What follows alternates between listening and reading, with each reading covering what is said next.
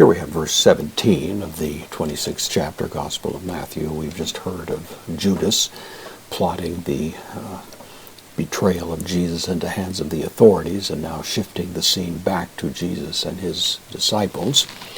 We have this discussion, so we have te, this is the dative singular feminine with respect to, it's the dative, but with respect to prote, the first, ton adzumon.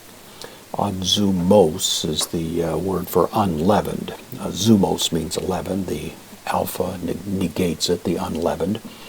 It's a truncated way of referring to the week-long week of unleavened bread, which means this was probably on Wednesday, maybe early Thursday morning, that we have the discussion mentioned here. In any event, it's the first, or at the first of that week, in which leaven would be removed from the house, a scrupulous examination of the house to make sure there's no trace of leaven anywhere in it, pursuant to the rules applicable to the Passover. So with respect to the first of the unleavened, proseothon from proserchomai, hoi mathetai, the disciples, proseothon, came to.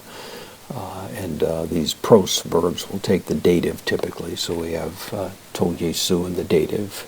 The disciples came to Jesus, legontes, present participle, saying. Pu, this is indeclinable adverb, where, thele, singular, where do you wish, present of thelo, I wish.